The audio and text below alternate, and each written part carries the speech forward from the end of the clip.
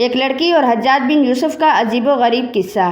ایک بہت ہی حسینہ جمیلہ لڑکی تھی، اس کے ساتھ جبراً حجاج نے اس سے 2 لاکھ درہم پر نکاح کیا، مگر اس کے دل میں حجاج کی نفرت برقرار رہی۔ ایک دن جب حجاج رات کو اچانک کمرے میں داخل ہونے لگا تو دیکھا کہ وہ لڑکی ایک بسم اللہ الرحمن الرحیم۔ ناظرین، شیخ جلال الدین سیوطی رحمۃ اللہ علیہ جلیل القدر حافظ حدیث ہیں۔ انہوں نے ابن عساکر رحمۃ اللہ علیہ کی تاریخ سے یہ واقعہ نقل کیا ہے کہ ایک دن حضرت انس رضی اللہ تعالیٰ عنہ اور مشہور و معروف ظالم و جابر حجاج بن یوسف ثقفی ہر دو بیٹھے ہوئے تھے۔ حجاج نے اپنے کسی خادم کو یہ کہا کہ ان کو مختلف قسم کے 400 گھوڑوں کا معائنہ کرایا جائے۔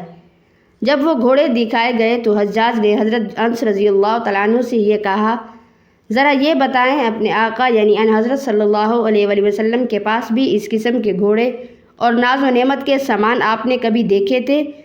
یہ حجاج دولت اور ریاست کے نشے میں مبتلا تھا۔ کتب تاریخ میں اس جاہل کی خود پسندی والے اس طرح کے بے شمار جملے منقول ہیں۔ عموماً وہ حضرات صحابہ رضی اللہ عنہم پر فضیلت جتلاتے ہوئے نہ گفتہ با اقوال و افعال کر گزرتا تھا۔ مذکورہ فقرہ میں بھی اس کی ایک کڑی تھی۔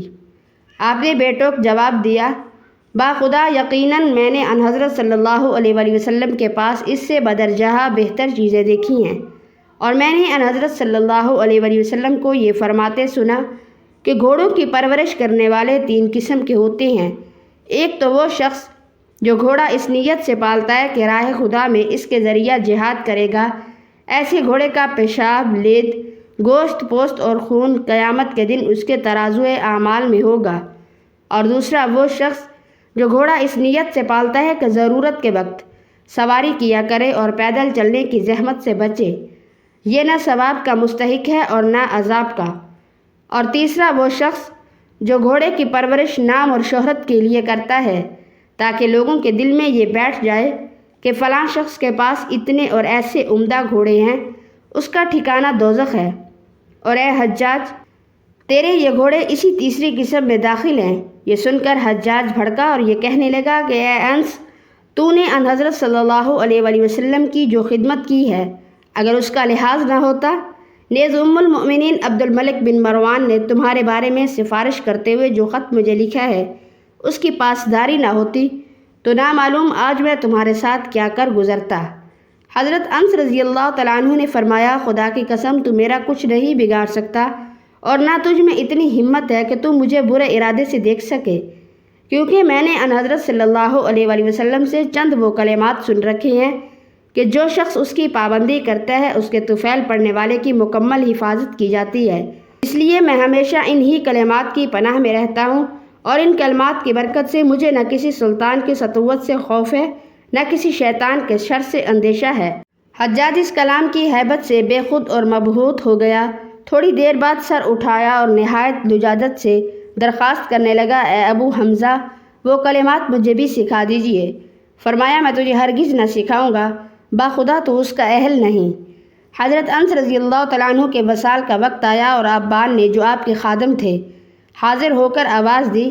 حضرت انس رضی اللہ تعالیٰ عنہ نے فرمایا، کیا چاہتے ہو؟ عرض کیا، وہی کلمات سیکھنا چاہتا ہوں جو حجاج نے آپ رضی اللہ تعالیٰ عنہ سے سیکھنے چاہے تھے۔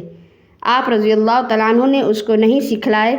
حضرت نے فرمایا، ہاں میں تجھے ضرور سکھلاؤں گا، کیونکہ تو اس کا اہل ہے۔ میں نے ان حضرت صلی اللہ علیہ وآلہ وسلم کی 10 برس خدمت کی، اور آپ صلی اللہ علیہ وآلہ وسلم کا انتقال اس حالت میں ہوا کہ آپ صلی اللہ علیہ وآلہ وسلم مجھ سے راضی تھے۔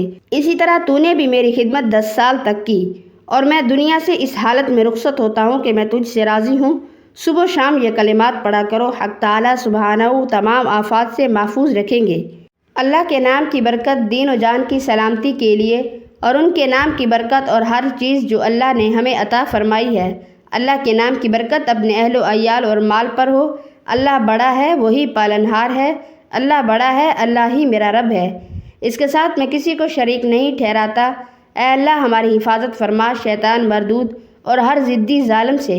یقیناً میرا کارساز اللہ ہے، جس نے کتاب کو نازل فرمایا اور وہ نیک لوگوں سے دوستی رکھتا ہے۔ بس اگر وہ روح گردانی کرے تو کہہ دو، اللہ ہمارے لیے کافی ہے، اس کے سوا کوئی معبود نہیں، اسی پر بھروسہ ہے، وہ عرش عظیم کا مالک ہے۔ ناظرین، ام ابان ہندہ بنت نعمان بن بشیر الانصاریہ نامی ایک بہت ہی حسینہ، جمیلہ، فصیحۃ اللسان، ودیبۃ الزمان خاتون تھی۔ اس کا پہلا نکاح روح بن زمبا سے ہوا تھا۔ اس کے بعد جبراً حجاج نے اس سے 2 لاکھ درہم پر نکاح کیا، مگر اس کے دل میں حجاج کی نفرت برقرار رہی۔ ایک مرتبہ آئینہ میں اپنے حسن و جمال اور حجاج کا موازنہ کرتے ہوئے بے ساختہ زبان پر یہ اشعار جاری ہوئے: ہندہ نہیں ہے مگر عربی گھوڑی، جو اچھے گھڑ کی نسل سے ہے، جس سے ایک خچر نے نکاح کیا ہے۔ اب اگر باکمال نر کو جنے تو کیا ہی خوب ہے، اور اگر خچر کو جنے تو سمجھ لو کہ خچر سے خچر ہی پیدا ہوتا ہے۔ جس وقت یہ اشعار پڑھ رہی تھی، حجاج اچانک کمرے میں داخل ہوا اور اس نے یہ اشعار سن لیے تو مارے غصہ کے اسے طلاق دے دی اور مہر عبداللہ بن طاہر کی معرفت ادا کر دیا۔ لیکن غیرت مند خاتون نے یہ کہتے ہوئے ابو طاہر کو وہ رقم بطور تحفہ دے دی کہ ثقیف کے کتے سے نجات کی بشارت سنانے پر میں یہ خطیر کی رقم تجھے دیتی ہوں۔